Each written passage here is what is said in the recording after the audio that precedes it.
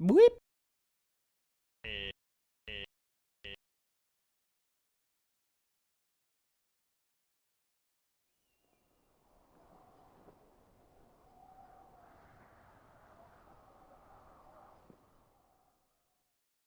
Alright people, how's it going? Hope you're all doing well. Today, we start a game called Firewatch. I don't know a whole lot about this game other than the fact that it seemed to surprise people whenever they played it back when it came out. And I've been wanting to play it for a while, so that's what we're going to do now. I know it is first person, and it is graphically interesting looking, a little bit cel-shaded, a little bit, kinda, maybe, I don't know. Maybe, I don't, actually, I don't know. Let's do it. New game. There we go. Ooh, 1975, okay. In Boulder, Colorado. UC Julia. All right. Okay, then. Do I click on it? She's about your age, late 20s, laughing with well-dressed professors and grad students from nearby CU Boulder. You, Henry, are out drinking with your pals. You approach her. You are drunk. Oh, I get to choose. I had no idea. So what's your, major? You're pretty. Wow, good one, man. Let's go with the first one. You slur the word major and it smells like Coors. You give an awkward smile. Evolutionary biology, she says. And I'm a professor. Cool, you reply. What's yours, she asks. She sniffs the air. Toxicology? Got him. Was that a burn, you ask? She says definitely. Worried she hurt your feelings, she asks you if you want to split a cheeseburger. 1 week later, you are Julia's boyfriend. Alrighty then. And now we are in an elevator. Pick up the backpack. Putting on the backpack. Okay. Okay then, I guess we're going to be getting in this truck. Throwing the backpack in the back seat, and let's get on our way. You date for over a year. She drives you absolutely nuts. It's great. You move in. You share an apartment near the school with a view of the mountains. You two drink beers out on the deck. You drink beer just about anywhere. Life is good. Julia wants to get a dog. There's a scruffy, undersized beagle. Julia is in love. She wants to bring it in with her to class. There's also an intimidating but gentle-eyed German shepherd. Nothing bad could happen to Julia. While walking this dog, it's badass. You either pick up the beagle and she names him Bucket, or you adopt the shepherd and name him Mayhem. Well then, alright, I guess we get to choose between Bucket and Mayhem. Mayhem sounds like a great name for a dog, and it would protect her if anything bad were to happen, which I'm starting to become paranoid that it might. And fucking Beagle ain't gonna do shit, but it would be a great dog. So I feel like the safe option is Bucket. I'm gonna go ahead and do Mayhem, I think. Yeah, we'll do Mayhem. Mayhem's an excellent dog. He loves wrestling with you in the park and goes with Julia on her runs. Even though he's too big to bring to school, Julia loves him all the same. Mayhem is a friend, child, and pet all rolled into one. 1979, you talk out on the deck. It's summer, 9:30 p.m., and the heat still radiates off of the high desert. What do you think about kids, she asks. Kids? They're not very smart or good at much. I'm saying if you and I have a couple little idiots, that would be pretty good. One day, why rush? That would be good. In that case, we should probably get married. Yeah, I would like that. These kids are going to be screwed up enough. It's probably for the best that their parents are hitched. You say she's absolutely right. All right, and now we're driving our pickup. Are we having I think we're having flashbacks as we head out to the trail. Thoroughfare trail is not recommended for inexperienced hikers. No fireworks. Do not forget to check in. You're in their country. Learn to live with bears. Alrighty, let's go. Let's go. 1980. It's a Thursday night and Julia is 4 hours late. She doesn't call, you're worried and getting angrier by the minute. She walks in after you've gone to bed.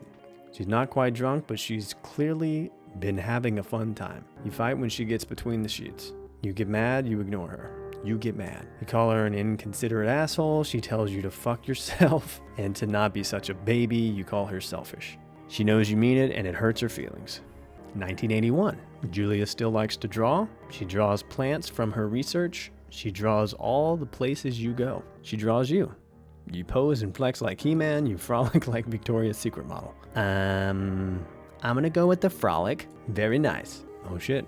Continuing the exploration. It is getting dark out.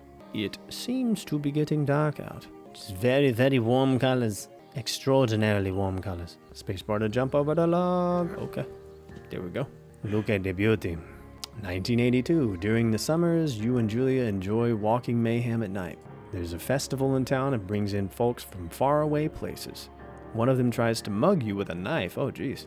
Mayhem runs away. Me, moo, fuck, dog, Julia yells. She gets flustered and has trouble speaking when she is stressed. You confront the attacker, scare him away, you beat his goddamn face in. I'm gonna scare him away. You reach into your pocket like you've got a gun and threaten to kill him. You manage to scare all three of you.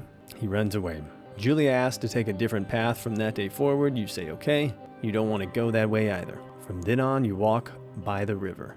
1984. Plans to have kids get waylaid by work. Julia gets offered a job at Yale. Yale is in Connecticut, 2,000 miles away. It's a great job, associate department chair. She wants to move. You absolutely do not. Convince her not to take the job or agree if she commutes back and forth? I mean, well, that's pretty ridiculous. Why wouldn't you just move to Connecticut, bro? Be nice to her. What's wrong with you? Well, I mean, I think that convincing her not to take the job's a dick move, and I think agreeing if she commutes back and forth is also a dick move. Plus, she has to commute back and forth to Connecticut, and then you're going to be in a long-distance relationship.